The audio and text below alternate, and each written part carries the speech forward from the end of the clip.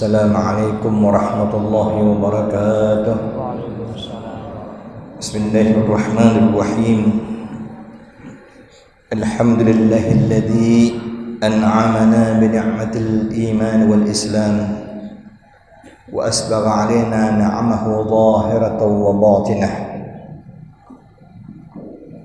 Subhanaka ya rabbana ya Allah. Allahumma laulaka mahtadaina وما صلينا ولا صدقنا فأنزلا سكينة علينا حمدا لرب خصنا بمحمد وأنقذنا به من ظلمة الجهل والدياجر ويا رب صل وسلم على صاحب التاج والمعراج والبراق والعلم من اسمه منقوش مرفوع في اللوح والقلم سيدنا وحبيبنا وشفيعنا ومولانا محمد وعلى آله وصحبه ما تعاقبت الليالي والأيام. سبحانك لا علم لنا إلا ما علمتنا إنك أنت العليم الحكيم ولا حول ولا قوة إلا بالله العلي العظيم. نستغفر الله العظيم. Yang sama-sama kita muliakan Imam Masjid Nurdin hafizahullah. Mudah-mudahan Allah berikan kesehatan, Allah panjangkan umur dalam keberkahan. Amin ya rabbal alamin. Yang kita muliakan para alim ulama kita, guru-guru kita, orang-orang tua kita, para salihin, bapak-bapak, ibu-ibu, jamaah kajian Islam ba'dal maghrib khususnya di Masjid Nurdin Hasanah. Mudah-mudahan Allah Subhanahu wa taala senantiasa mengampunkan dosa-dosa kita, menutupi aib-aib kita dunia dan akhirah, mengasihani kita dan mengasihi kita semua. Amin ya rabbal alamin. 2 hari berturut-turut kita mendapat berita kehilangan lagi ulama-ulama besar kita. Kemarin telah meninggal dunia guru kita min ahlil Quran, Syekh Ali bin Saleh bin Jabir atau Syekh Ali Jabir rahimahullah ta'ala rahmatan abrar. Dan hari ini meninggal lagi seorang yang masyhur, ma'ruf sebagai salah seorang wali Allah yang tinggal di Jakarta, anak dari seorang wali Allah yang masyhur, yaitu Sayyidil Walid Al-Habib Ali bin Sayyidil Walid Al-Habib Abdurrahman As-Saggab, yang dikenal dengan Habib Ali Bukit Duri di Jakarta. Beliau adalah salah seorang guru utama dari Habibana Muhammad Rizik Syihab. Baru pagi tadi juga meninggal dunia, atau hari ini meninggalnya. Jadi meninggalnya ulama-ulama besar kita wajib menjadi ibrah bagi kita, karena ini adalah salah satu bentuk dari Allah Subhanahu wa taala ingin menunjukkan kepada kita bahwa dunia kita ini sudah semakin hampir, sudah Allah korek atau kikis dari tepi-tepinya. Salah satu tafsirnya adalah dimatikan para ulama. Allah Subhanahu wa taala sebagaimana dalam hadis tidaklah mencabut ilmu secara langsung dari hamba-hambanya, melainkan dengan cara Allah wafatkan para ulama-ulama. Disebutkan juga mautul alim dalam sebuah riwayat hadis, meninggalnya seorang alim, sulmatun la tusad, kebocoran yang tidak dapat ditambali, atau sulmatun fil Islam la tusad, ada keretakan atau kebocoran yang tidak dapat ditutup. Mautul alim, mautul alam, meninggalnya orang yang alim seakan-akan meninggal alam ini.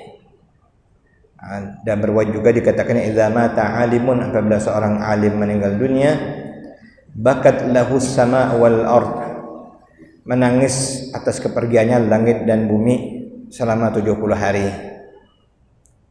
Karena itu kita turut berduka dan mari kepada almarhum beliau berdua kita hadiahkan tertib surat Al-Fatihah.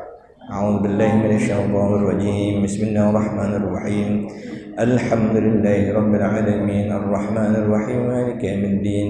Iyyaka na'budu wa iyyaka nasta'in ihdinas siratal mustaqim. Shiratal ladzina an'amta 'alaihim ghairil maghdubi 'alaihim waladdallin. Dan kita patut untuk merasa berduka dan bersedih. Dalam sebuah riwayat hadis disebutkan, siapa yang tidak berduka atas meninggalnya seorang alim di sisi Allah Subhanahu wa taala, maka dia telah dinyatakan sebagai munafik. Munafik 3 kali disebutkan. Karena itu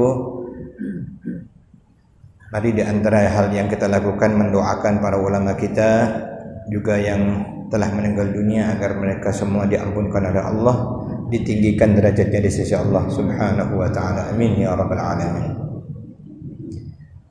Pada minggu yang lalu telah kita pelajari untuk dalam rangka ma'rifat kepada Allah Subhanahu wa taala melalui mengenal nama Allah Al-Muhyi dan Al-Mumit, yang menghidupkan dan yang mematikan.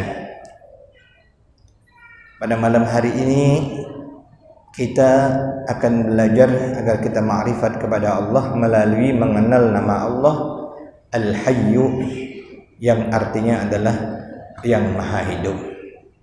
Jadi kitab kita ini adalah kitab tentang tauhid, agar kita betul-betul ma'rifah kepada Allah Subhanahu wa taala. Al-Imam Sayyidina Ali bin Abi Thalib mengatakan, awwaluddin ma'rifatullah, pangkal dari beragama adalah ma'rifat kepada Allah Subhanahu wa taala. Itulah dasar kita beragama, yang dari dasar ini baru nanti ibadah-ibadah kita diterima oleh Allah Subhanahu wa taala. Al-Imam Ahmad Ibn Ruslan dalam kitabnya Matan Zubad, Imam Ibn Ruslan mengatakan, awwalu ma yajibu 'alal insan, yang pertama kali diwajibkan atas manusia ini adalah ma'rifatullahi bil iqan, mengenal Allah dengan penuh keyakinan. Ilmu tauhid mengajarkan kita agar kita benar-benar mengenal Allah dengan keyakinan secara nalar. Dan ilmu tasawuf mengajarkan kita, menundukkan kita agar benar-benar mengenal Allah melalui rasa. Jadi 3 ilmu seperti sering kita ulang. Ilmu tauhid mengantarkan kita ma'rifat kepada Allah melalui akal atau nalar pikiran.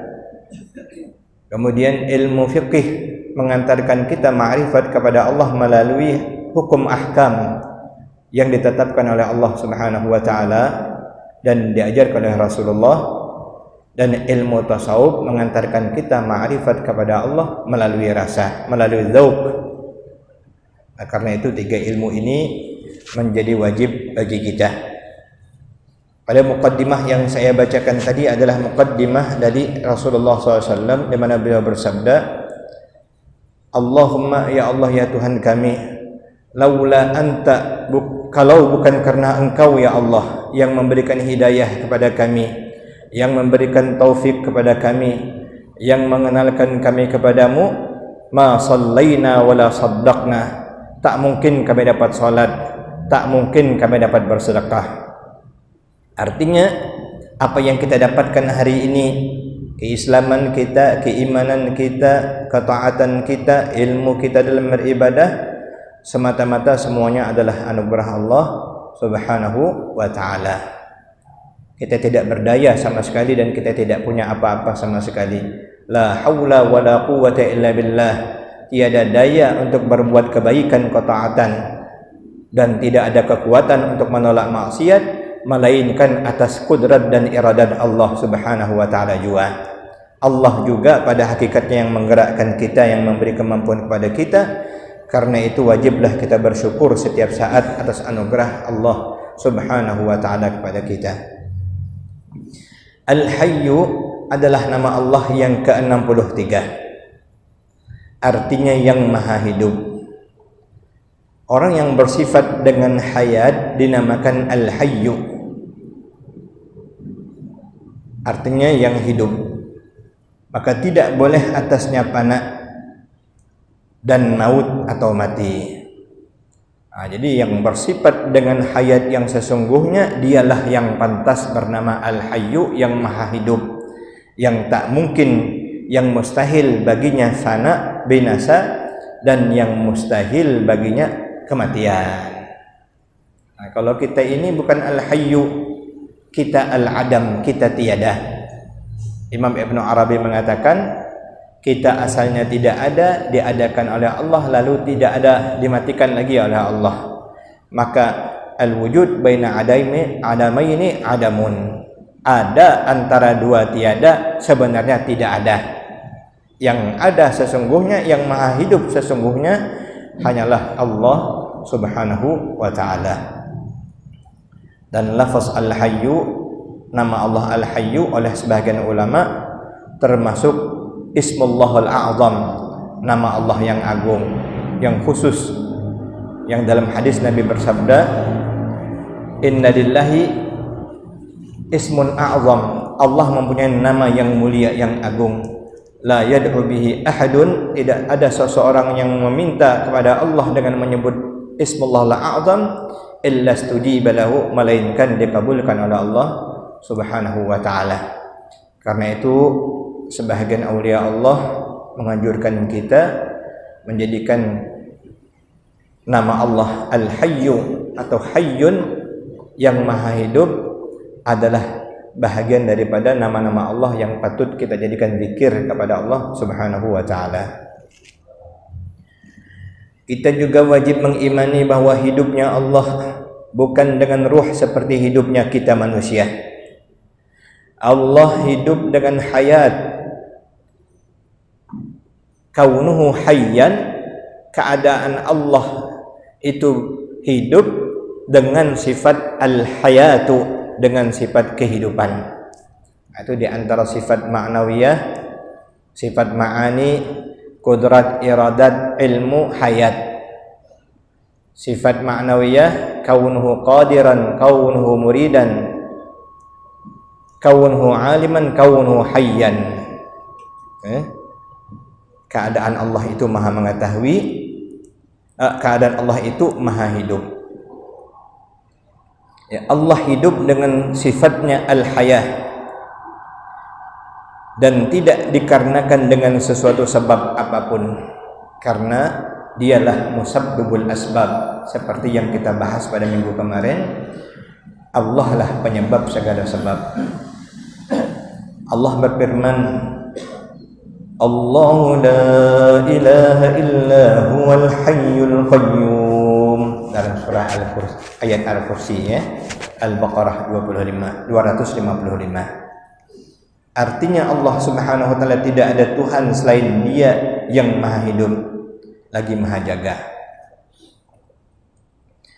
Dan juga firman Allah, wa tawakkal 'alal hayyil ladzi la yamut, Al-Furqan 58.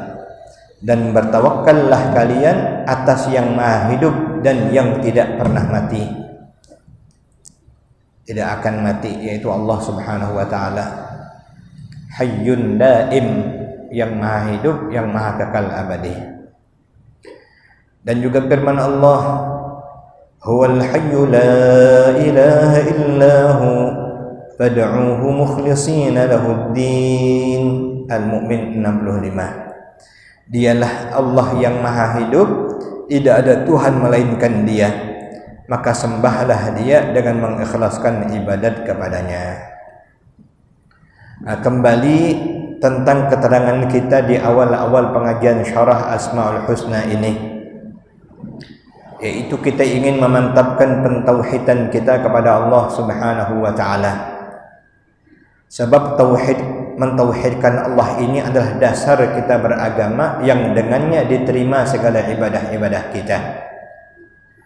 Ulama ahlu sunnah wal jamaah telah mengajarkan kita untuk mentauhidkan Allah subhanahu wa ta'ala dari af'alnya, dari segala perbuatannya. Maka tidak kita memandang sesuatu gerak, suatu kejadian, suatu peristiwa, suatu perbuatan, melainkan kita menyandarkan la fa'ila illallah, bahwa tidak ada yang memperbuatnya melainkan Allah subhanahu wa ta'ala jua. Tauhidul af'al. Kemudian kita mentauhidkan Allah dari sifat-sifatnya, bahwa seluruh yang menampakkan sifat ini sebenarnya hanyalah menggambarkan kebesaran Allah yang memiliki sifat sesungguhnya. Inilah yang disebut dengan tauhidus sifat. Kalau kita memandang yang cantik, yang indah, yang hebat, maka langsung kita mentauhidkan Allah, bahwa tidak ada yang hebat, tidak ada yang indah, tidak ada yang cantik ini sesungguhnya melainkan Allah jua, yang bersifat maha indah dan maha kesempurnaan. Kemudian tauhiduz zat, bahwa kita mentauhidkan Allah sebagai Tuhan yang esa, yang satu-satunya, yang tunggal. Qul huwallahu ahad, Allahu samad, lam yalid wa lam yulad wa lam yakul lahu kufuwan ahad. Kemudian oleh para ulama disederhanakan, di antaranya Imam Nawawi dalam kitab Al-Adhkar mensyarahkan tentang la ilaha illallah, la ma'buda bihaqqin illallah. Tidak ada yang disembah sebenarnya melainkan hanya Allah. La maqsuda bihaqqin illallah, tidak ada yang dituju pada sebenar hakikatnya melainkan hanyalah Allah. La mawjuda bihaqqin illallah, bahkan sesungguhnya tidak ada yang ada hanyalah Allah subhanahu wa ta'ala.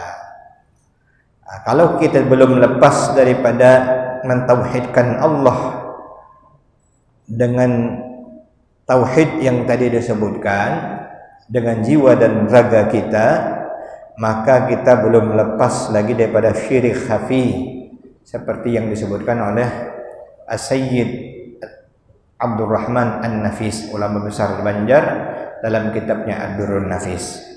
Karena itu dengan mempelajari Asmaul Husna ini, tujuan kita adalah benar-benar mentauhidkan Allah, mengagungkan Allah, memuliakan Allah melalui mengenal nama-nama Allah subhanahu wa ta'ala. Dan juga telah kita sebutkan bahwa mengenal nama Allah ini di antara hikmahnya adalah litakhalluq, agar kita dapat berakhlak dengan akhlak Allah. Nabi bersabda, takhallaqu bi akhlaqillah, berakhlaklah kamu dengan akhlak Allah. Asmaul Husna ini mencerminkan akhlak Allah subhanahu wa ta'ala yang wajib kita ikuti dalam pengakuan kita akan kebesaran dan keagungan Allah subhanahu wa ta'ala. Kemudian Syekh Muhammad Bakhit hafizahullah, kita doakan juga Kalimantan Selatan yang sekarang ini sedang ditimpa musibah banjir, termasuk di tempat guru kita Syekh Muhammad Bakhit. Mudah-mudahan segera Allah subhanahu wa ta'ala hilangkan musibah dari saudara-saudara kita, termasuk di mana-mana pun juga yang sedang menjadi musibah bagi kita semua umat Islam. Dan semoga dengannya Allah memberikan pahala sebanyak-banyaknya bagi kita. Amin ya rabbal alamin. Beriman dengan nama Allah Al-Hayy. Orang yang beriman dengan nama Allah Al-Hayy yang maha hidup akan memberi manfaat, di mana dapat membawa dirinya menjadi orang yang bermanfaat bagi makhluk Allah. Orang yang betul-betul beriman dengan nama Allah Al-Hayy, di antara manfaatnya orang tersebut dapat menjadi bermanfaat bagi makhluk Allah yang lain. Memberi manfaat kepada makhluk Allah itu bisa dilakukan dengan ilmu, bisa juga dilakukan dengan pangkat dan jabatan yang kita miliki dan lain-lainnya, dengan harta yang kita miliki, bahkan tidak punya sekalipun dengan doa yang kita sampaikan untuk saudara-saudara kita. apabila kita sudah bisa memberi manfaat kepada orang lain, maka kita telah mendapatkan buah daripada keimanan kita kepada nama Allah Al-Hayy. Sabda Rasulullah SAW, khairun nas anfa'uhum linnas. Nabi SAW bersabda, sebaik-baik manusia adalah anfa'uhum linnas, orang yang paling bermanfaat bagi manusia yang lain.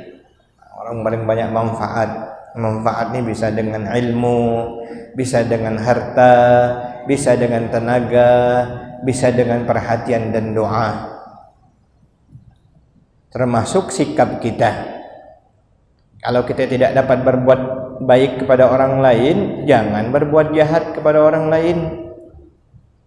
Tetangga yang paling dibenci, dimurkai Allah adalah tetangga yang menimbulkan kecemasan dan rasa tidak aman bagi para tetangganya, baik oleh sikapnya maupun oleh lisannya.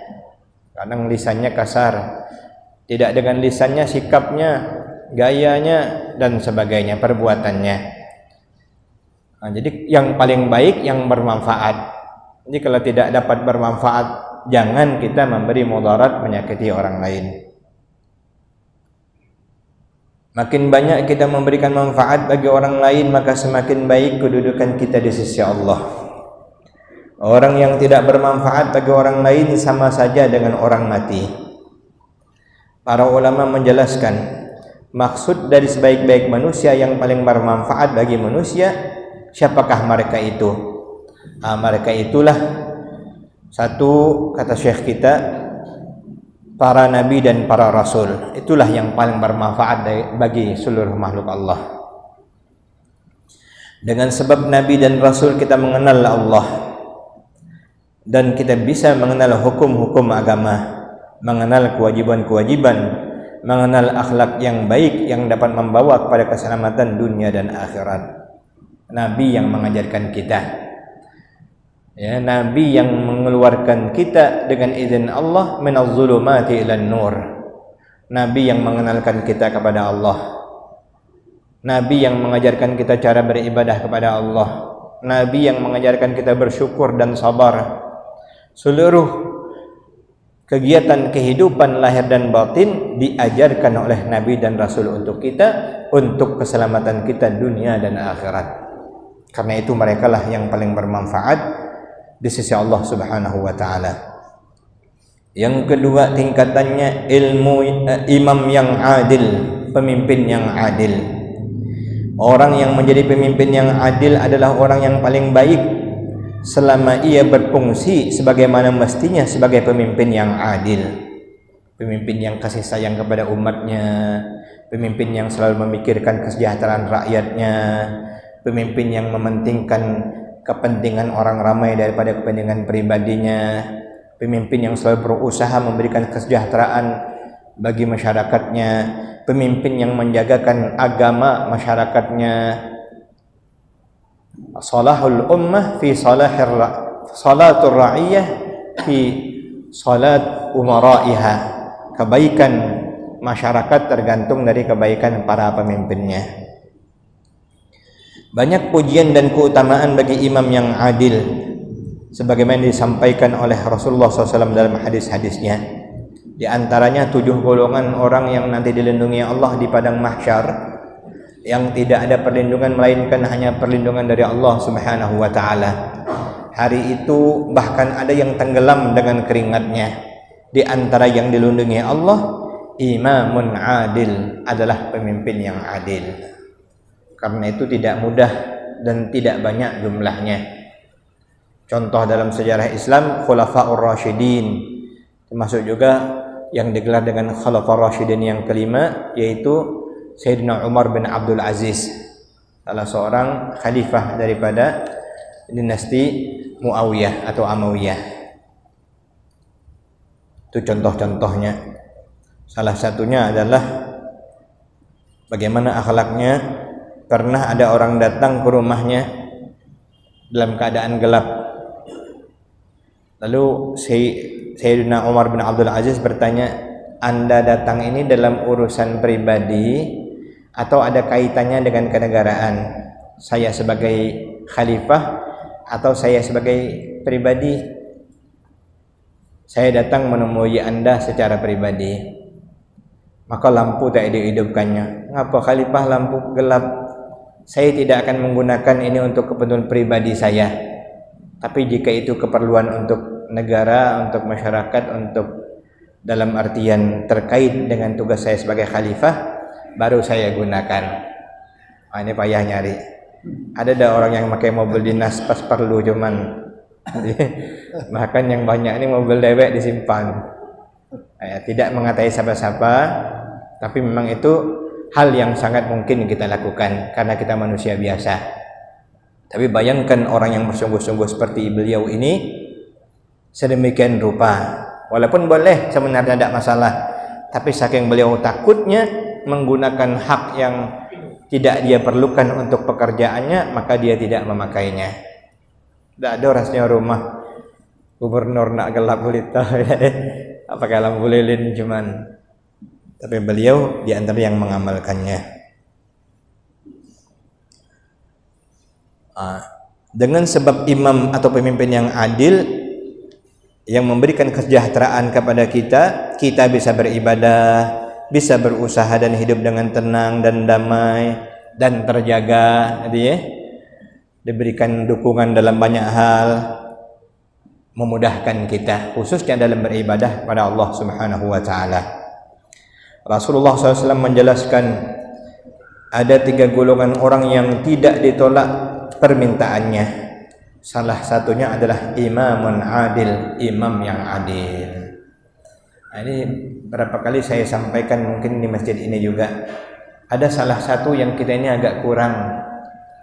Padahal dalam fikih mazhab Syafi'iyah, sunnat hukumnya mendoakan pemimpin di khutbah yang kedua supaya pemimpin itu adil, baik, dijagakan Allah, dilindungi Allah, menjadi orang yang senantiasa berbuat adil. Jarang kita mendoakan. Kalau di Malaysia wajib tuh khutbah kedua mendoakan pemerintahnya. Padahal bagus. Doakan yang baik, doakan jadi taat, doakan jadi soleh, doakan jadi pemimpin yang adil. Kita ini tidak, doa kita laknat terus. Maksudnya kita doakan mereka menjadi baik, dan menjadi baik.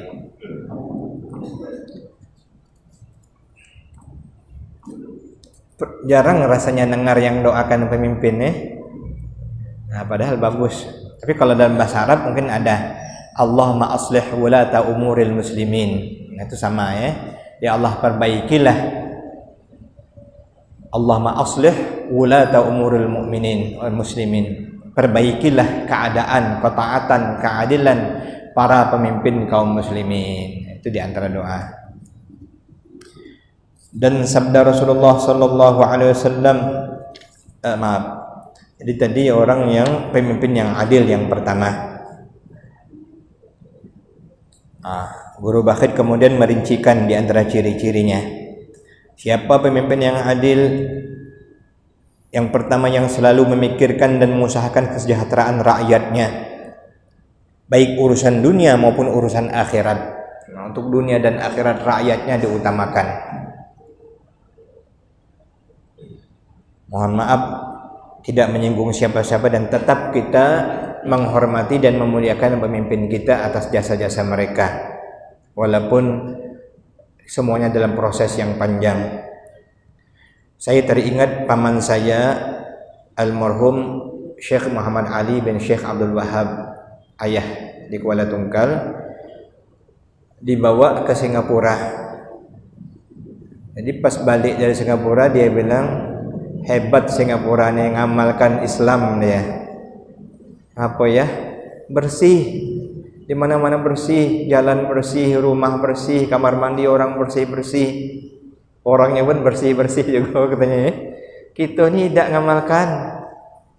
Padahal kebersihan itu adalah an-nazafatu minal iman. Kebersihan itu setengah daripada iman. Di sana ditegakkan betul.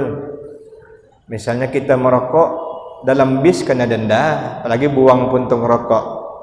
makan minum di tempat umum, tempat duduk-duduk orang ramai yang untuk istirahat, untuk termasuk dalam bis, disaman. Saman itu didenda. Sehingga betul-betul mereka itu menjaga kebersihan. Padahal kita yang paling layak untuk menjaga kebersihan. Termasuk sopan santun. Sopan santun berkendaraan. Contoh di Singapura juga misalnya, malam-malam buta, tidak ada orang, lampu merah stop. Mobil stop, motor stop, kita tidak mau stop, tidak mau. Bahkan kita nak melok pun dia masuk terus. Kapan bisa masuk, masuk terus. Begitu juga misalnya dalam kesantunan berkendaraan, tidak ada yang nak ngebut-ngebut, nak ribut-ribut, klakson, asap, knalpot. Jadi santun. Padahal itu adalah ajaran Islam. Termasuk juga di jalan-jalan. Mendegur orang, tersenyum dengan orang, itu sebenarnya kan amalan Islam. Itu tak dapat atau belum kita laksanakan dengan baik. Itu contoh-contoh. Termasuklah fasilitas yang disiapkan untuk rakyat. Pemimpinnya mantap. Sampai tempat nunggu bis, sampai kampung-kampung pun tak ada yang gelap gulita. Terang menderang semuanya. Kebun-kebun pun listrik masuk semuanya. Memang betul-betul itu perlu dicontoh, dan itulah sebenarnya yang dimaksud apa yang diinginkan Islam, pemimpin yang menginginkan kesejahteraan rakyatnya dunia dan akhirat. Cuman Singapura akhirat tak ada bagus, azan tak boleh berbunyi, masjid tak boleh berbunyi, ngaji keluar, azan tak boleh keluar. Itu pula enak kita pula jauh dalam hal itu. Nak berkekuatan kita jadi. Nak tengah malam kita bangun ngaji Quran, tak ada yang marah. Kalau di Singapura tak boleh keluar ini. Yang kedua, melihat rakyatnya sama dalam hal menikmati hasil negara, adil. Semua orang dapat perhatian agar semua orang dapat sejahtera. Tak ada yang kaya tambah kaya, yang miskin tambah miskin. Mestinya betul-betul memberikan jalan keluar yang terbaik bagi rakyatnya. Yang ketiga, memberikan rasa aman dan tentram kepada rakyatnya, ketenangan, ketentraman, keamanan, stabilitas sosial politik. Yang keempat, yang mementingkan dan mengedepankan urusan agama daripada urusan yang lain. Ini yang agak payah, menomorsatukan kepentingan agama. Itulah diantara yang dapat kita sampaikan pada malam hari ini. Mudah-mudahan Allah Subhanahu wa Ta'ala menolong kita. Secara singkat saja saya bacakan lagi yang termasuk siapa yang orang-orang yang paling bermanfaat. Yang ketiga, orang alim yang membimbing umat dengan ilmunya dan bermanfaat bagi masyarakatnya untuk menuju keridhaan Allah Subhanahu wa Ta'ala. Kemudian orang yang kaya, yang pemurah, yang dermawan, yang menolong perjuangan agama, membantu orang-orang yang memerlukan. Dalam hadis Nabi bersabda, tegaknya pondasi suatu negara yang makmur, yang penuh berkah itu dengan 4. Pertama, bi'ilmil ulama, dengan ilmu, bi'adlil umara, dengan adilnya pemimpin. Yang kedua, bi'ilmil ulama, dengan ilmunya para ulama. Yang ketiga, bisakhawatil aghniya, dengan dermawannya orang-orang kayanya. Yang keempat, bida'watil fuqara, yang fakirnya mendoakan. Kenapa fakir mendoakan? Pemimpinnya baik kepada mereka, orang-orang kayanya baik kepada mereka. Jadi jalan semuanya. Walau ulama ditolong oleh orang-orang kaya dalam perjuangan agamanya, memperjuangkan agama. Jadi tegak dengan sejahtera dan makmur.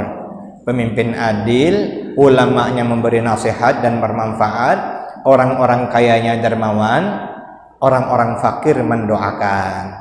Kalau sudah 4 nih tidak ada keruan, pemimpin tak ada adil, ulama su yang banyak, orang-orang kaya pelit semua, orang fakir doakan laknat, kacau. Ini tidak ada lagi berkah Jadi, mudah-mudahan kita adalah termasuk negara yang berkah, negeri yang berkah, khususnya kota kita Jambi yang kita cintai. Amin ya rabbal alamin.